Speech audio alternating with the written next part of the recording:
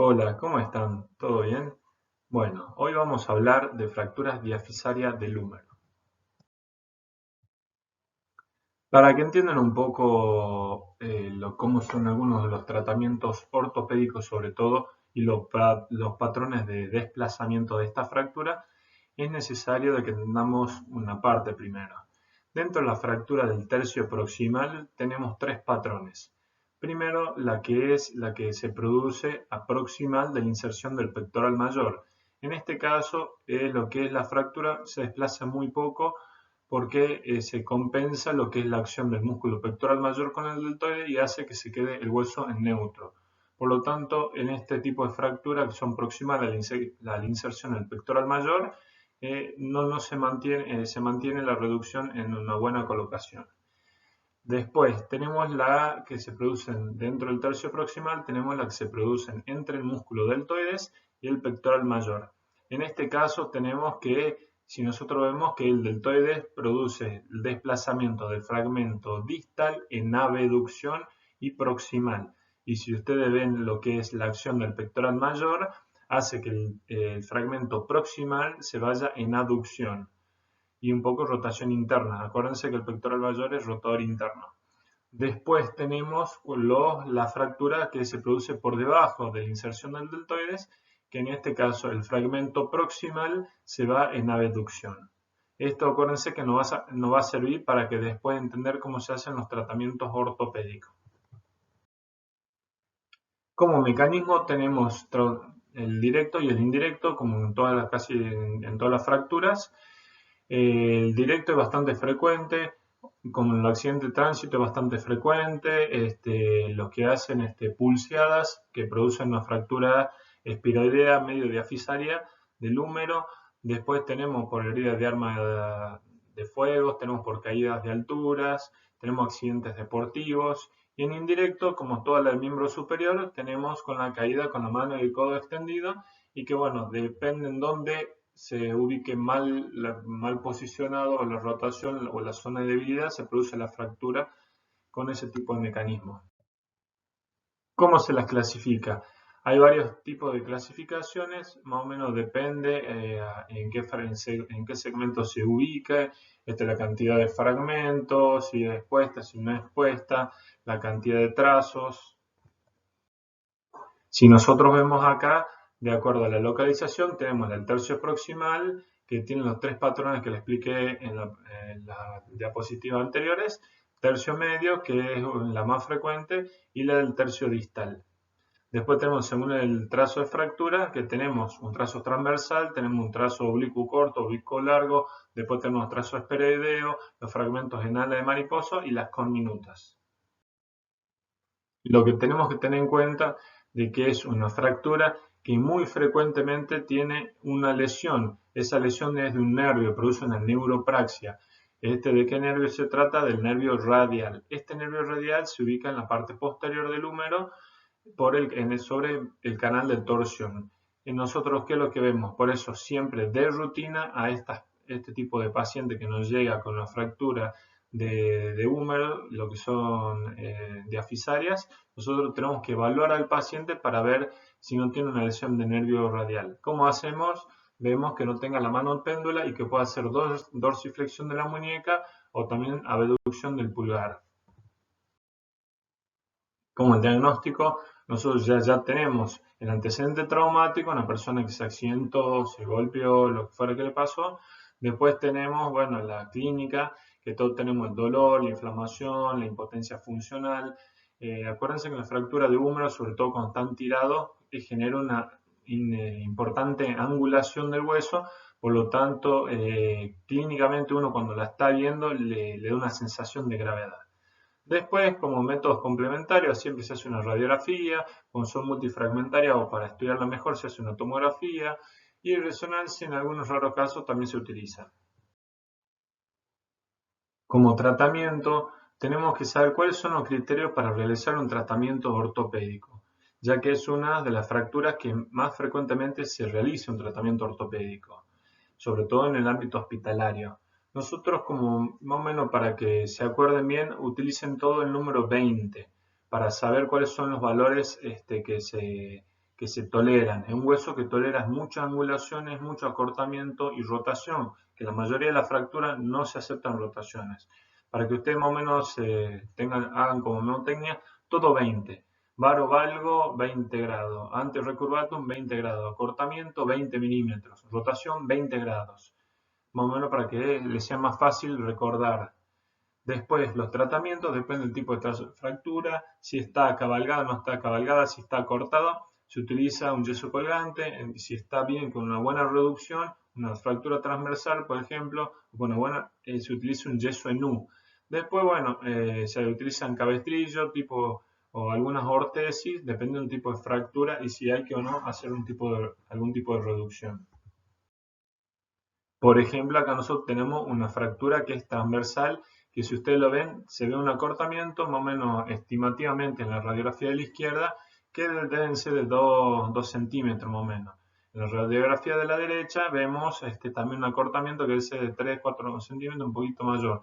Que en este se le hace un yeso colgante. ¿Qué es lo que hace el yeso colgante?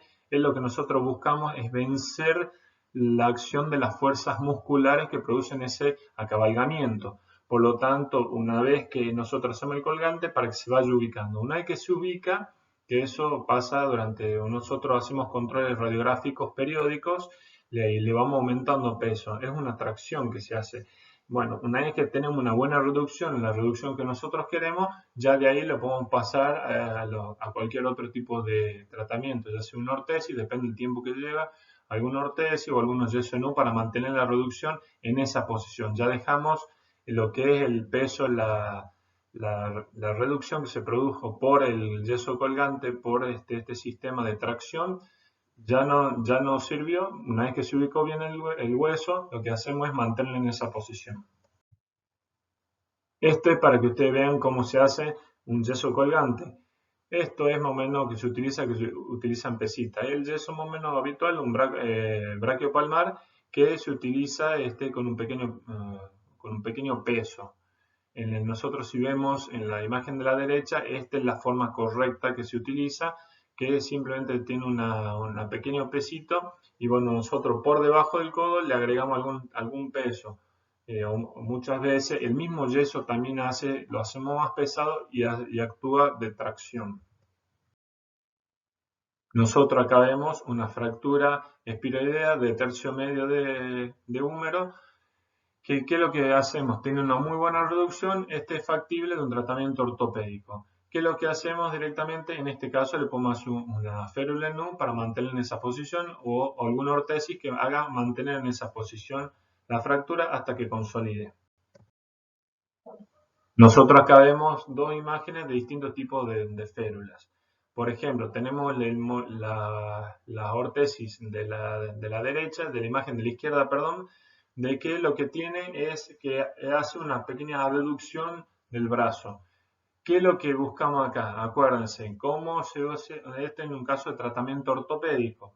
Recuerden que, por ejemplo, en las fracturas proximales, la que son el fragmento proximal se desplaza en abducción. ¿Qué es lo que pasa? Nosotros para buscar una reducción, lo que hacemos es que el fragmento distal llevarlo hacia el proximal. Por lo tanto, de esta manera nosotros mantenemos un paciente que haga una abducción, por lo tanto el fragmento distal lo acercamos hacia el proximal y ahí le hacemos un control radiográfico. Si tenemos una buena reducción, continuamos con este tratamiento. Hoy por hoy se ve muy poco este tipo de tratamiento.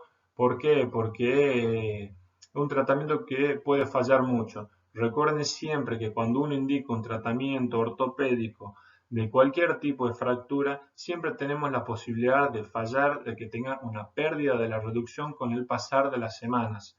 Por ejemplo, nosotros indicamos un tratamiento ortopédico que hoy le hacemos una radiografía, tiene una muy buena reducción, le hacemos un yeso, algún tipo de inmovilización, le hacemos un control, se mantiene exactamente lo mismo, le hacemos controles radiográficos semanales para ver si se mantiene. Y por ahí te puede pasar que después de 2 semanas hubo una pérdida de la corrección esa, de la reducción, y bueno, nosotros tenemos que explicarle que bueno, que esto puede llegar a pasar y que en ese caso, bueno, requiere un tratamiento quirúrgico. Son siempre los riesgos de un tratamiento ortopédico. En el caso de la imagen de la derecha, sería este brace que se utiliza, es como es parecida a la férula en U, la inmovilización en U, de que esta es una fractura que ya tiene una buena reducción, nosotros simplemente buscamos mantener en esa posición. Fíjense ahí que se ve que el codo lo tiene libre, para eso, para que comience a ejercitar el codo, que el ejercicio muscular favorece lo que es la comprensión y mantiene la reducción, y a la vez el hecho de generar movimiento en un músculo nos aseguramos de que, bueno, que tenga mejor irrigación, por lo tanto tenemos un mayor chance de consolidación de esta fractura. En cuanto a los tratamientos quirúrgicos, cualquier fractura se puede realizar tratamiento quirúrgico. Nosotros, si vemos los riesgos de lo que tiene un tratamiento ortopédico, lo tiempo que lleva de entre rehabilitación, de inmovilización, muchas veces uno puede optar en una persona que tiene obra social, que puede gastar una cirugía, y bueno, le damos la opción para hacer el tratamiento quirúrgico. Después, bueno, nosotros tenemos los criterios absolutos de un tratamiento quirúrgico.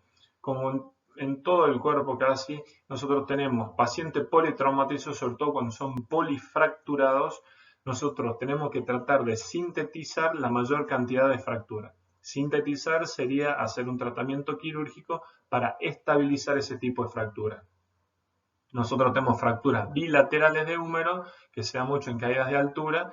En ese caso también sí o sí lo que nosotros intentamos siempre es un criterio absoluto de una de las dos fracturas tenemos que estabilizarlo.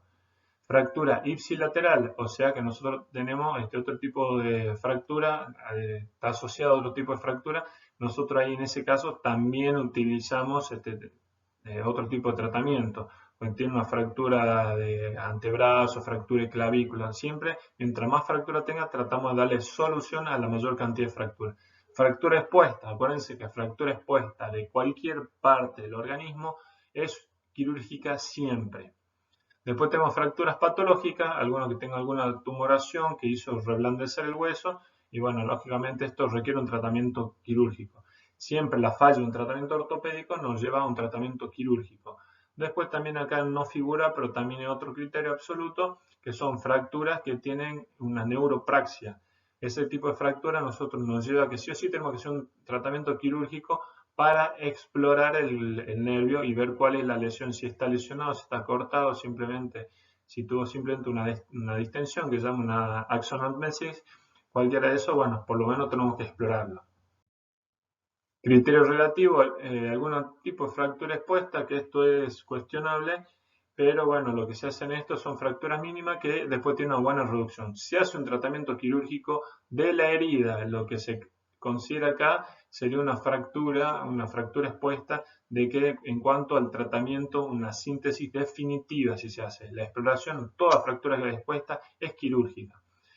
Fractura segmentaria, o sea que tienen como un cilindro intermedio, o sea que tenemos dos trazos de fractura con un segmento intermedio que también son muy inestables, por lo tanto se prefiere un tratamiento quirúrgico. Algunas enfermedades neurológicas que es difícil que tengan un buen tratamiento ortopédico, tienen un alto porcentaje de falla, en ese caso se hace un tratamiento quirúrgico. En paciente obeso, por la cantidad de material de tejido celular que tiene, es difícil intentar hacer una buena reducción de la fractura, por lo tanto en esto también hay otra indicación de tratamiento quirúrgico. Y en pacientes poco colaboradores, o sea que tenemos un tratamiento ortopédico en un paciente que no adhiere mucho a los tratamientos, bueno, en este caso también sabiendo que el paciente no va a ser un buen paciente, que no va a contribuir con su tratamiento, en este caso también le indicamos un tratamiento quirúrgico. El tipo de cirugía, ¿qué es lo que podemos utilizar? Tenemos las placas, distintos tipos de placas con tornillo, y lo tenemos clavos endomedulares. En general, las fracturas, las diafisarias, sería el gold standard, como la mayoría de las fracturas diafisarias, por ejemplo, también del fémur y de la pierna, son los clavos endomedulares. Siempre que uno pueda, intenta utilizar este tipo de material, ya que es mucho más rápida la rehabilitación, la incisión son mínimas y los tratamientos son muy buenos para el paciente, generan muy poco dolor en el postquirúrgico. Por eso acuérdense que los clavos endomedulares en los huesos largos es el gold standard, o sea que sería el tratamiento ideal que uno la mejor indicación. Tutor externo también se utilizan en fracturas, por ejemplo, en algunas fracturas expuestas, o bueno, salvo que uno no pueda conseguir alguno de los otros materiales, también se puede utilizar. Este es un ejemplo de una fractura expuesta por arma de fuego, de que, bueno, en este caso, ¿qué es lo que se hizo? Se hizo un tolet de la cirugía, de la herida, se extrajo los perdigones y después se hizo una estabilización con, no sé si se llega a ver bien en la imagen de la izquierda, tiene un tercer fragmento en ala mariposa que, bueno, lo que se hizo es, se colocó una placa con tornillo. Si ustedes le ven ahí los tornillitos en distintas direcciones para sintetizar y estabilizar esto. Acá tenemos otro ejemplo, que tenemos una fractura que tiene una muy buena reducción. En este caso, como le dije, los tratamientos pueden ser largos y uno no nos garantiza de que tengamos de que no se pueda desplazar. Por lo tanto, en este caso uno le puede explicar al paciente y le puede decir de que conociendo todos los riesgos, por ahí el paciente opta a hacer una pequeña incisión, un material de cirugía, le colocamos un clavo endomedular y al otro día está haciendo rehabilitación con muy poco dolor y por lo tanto ya no tenemos riesgo de desplazamiento y esto, la recuperación tanto deportiva, laboral es mucho más rápida. Este otro ejemplo que una fractura proximal que se desplaza en abducción, que se coloca una placa con tornillo. Este otro ejemplo que tenemos una fractura que es tratada con un tutor externo, que nosotros después se ve la consolidación. La rehabilitación es similar a las fracturas proximales sería de la cabeza del húmero, que bueno, de que en general en la medida que uno pueda y cuando veamos signos de consolidación ya podemos comenzar a hacer pequeños ejercicios. Siempre lo antes posible que podamos tenemos que tratar de liberar lo que es el codo y la mano. Recuerden de que si uno no hacemos ejercicio, movimiento de estas articulaciones, también podemos ganar rigideces. Y a medida que nosotros vemos los signos de consolidación y ya vemos, ya podemos comenzar a hacer en general a las 3 semanas pequeños ejercicios pendulares para que ya comencemos a ganar movilidad y tenemos menos chance de que hagamos rigideces, sobre todo del hombro. Nosotros consideramos que tener una buena consolidación en general a los 2 meses. Por lo tanto, a los 2 meses ya comienzan los pacientes a hacer mucha movilidad activa, la circunducción completa, ya comienza a trabajar su fuerza muscular. No son tan pasivos, ya los movimientos son mucho más activos. Por eso tenemos que comenzar a ir fortaleciendo en forma progresiva y un paciente que tiene una muy buena evolución, con una muy buena consolidación, en general a los 6 meses ya puede comenzar a hacer algún tipo de actividad deportiva. Como complicaciones, recuerden de que propio de la fractura, la más frecuente es la lesión del nervio radial. Acuérdense que pasa por la cara posterior del húmero por el canal de torsión. La infección están relacionadas con un tratamiento quirúrgico, no con un tratamiento ortopédico, sí con un tratamiento quirúrgico.